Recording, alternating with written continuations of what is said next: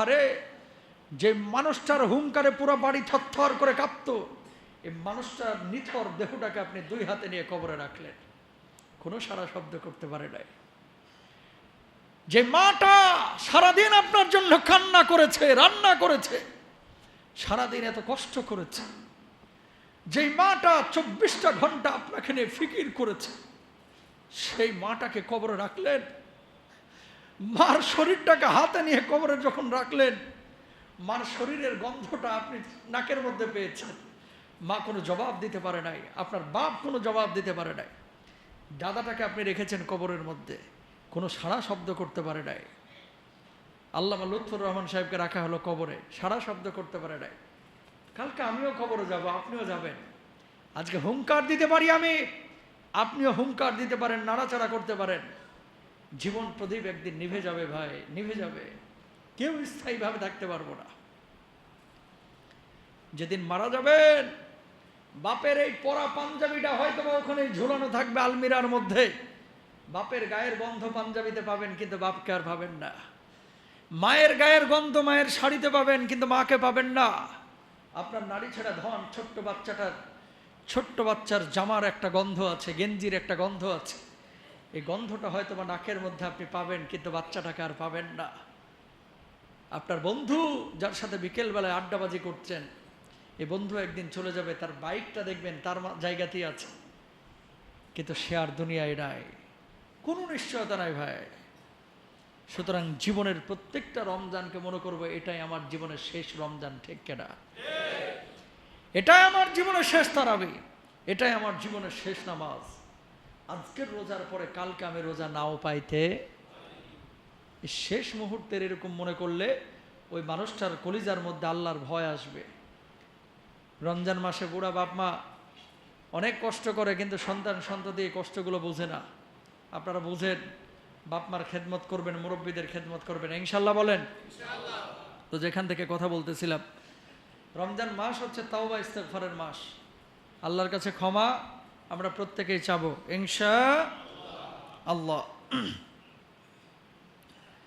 কি করবেন? ক্ষমা যে চাইবেন আল্লাহর কাছে রমজান মাসে। এই ক্ষমা করার জন্য, ক্ষমা চাওয়ার জন্য, ক্ষমা পাওয়ার জন্য কিছু দোয়া আছে, যেগুলো হাদিসের মধ্যে আল্লাহ রাসূল সাল্লাল্লাহু আলাইহি ওয়াসাল্লাম শিখিয়েছেন। বিশেষ করে ক্ষমা পাওয়ার জন্য রমজান মাসে 4টা কাজ খুব বেশি করবেন। কয়টা বললাম? পেছনে মানুষ বলেন কয়টা? সবাই বলেন কয়টা? ক্ষমা পাওয়ার জন্য এই 4টা কাজ রমজানে খুব বেশি করবেন। 1 নাম্বার, জবানটাকে সবসময় জিকিরে রাখবেন। কোন জিকির? সবাই বলেন লা ইলাহা ইল্লাল্লাহ। সবাই বলেন লা ইলাহা, লা ইলাহা। 1 নাম্বার। 2 নাম্বার, আল্লাহর কাছে বেশি বেশি ইস্তেগফার করবেন। বলবেন আস্তাগফিরুল্লাহ, আস্তাগফিরুল্লাহ, আস্তাগফিরুল্লাহ, আস্তাগফিরুল্লাহ রাব্বি মিন কুল্লি যামবি ওয়া আতুবু ইলাইহি। ইস্তেগফার করবেন। যেই গুনাহ করেছেন অতীতে, এই গুনাহ আর জীবনও করবেন না, দৃঢ় সংকল্পবদ্ধ হবেন। গুনাহের জন্য লজ্জিত হবেন। এমন একটা পাপ করেছেন যেটা আপনার আব্বু আম্মু জানলে বা আপনার বাপ মা জানলে লজ্জায় মাথা নিচু হয়ে যাবে, হয় না এরকম? এমন একটা অপরাধ করেছেন, যেই অপরাধটা যদি আপনার বউ জানে, তাহলে এই অপরাধের কথা বউ জানলে আপনি লজ্জায় বাড়িতেই ঢুকতে পারবেন না, মুখ দেখাইতে পারবেন না। টিচার এমন অন্যায় করেছে যে ছাত্রের সামনে মুখ দেখাতে পারবে না যদি এই অপরাধটা প্রকাশিত হয়ে যায়। অফিসে এমন একটা অন্যায় করেছেন, যদি মানুষ জানে ওই অফিসে মুখ দেখাইতে পারবেন না। এরকম হয় কি হয় না? তার মানে কি লজ্জা পাচ্ছেন? আল্লাহর সামনে এরকম লজ্জা আপনাকে পাইতে হবে যে আল্লাহ, যে অপরাধটা আমি করেছি আর জীবনেও এই অপরাধ করব না, আল্লাহ তুমি আমারে মাফ করে দাও, ইনশাল্লাহ বলেন। এরকম লজ্জিত হবেন। আর কিছু মানুষ আছে তওবা করে, তওবা তওবা তওবা, মুখে 2-3টা থাপ্পড় মারে, বাম দিকে 3বার ছ্যাপ মারে, তওবা তওবা তওবা। আল্লাহরে বুঝ দেয় তোমার ঘোড়ার ডিমের এই তওবা জীবনেও কবুল হবে না, ঠিক কিনা? লজ্জিত হতে হবে, অনুতপ্ত হতে হবে, আল্লাহর কাছে কায়মন বাক্যে দোয়া করতে হবে, ইস্তেগফার করতে হবে।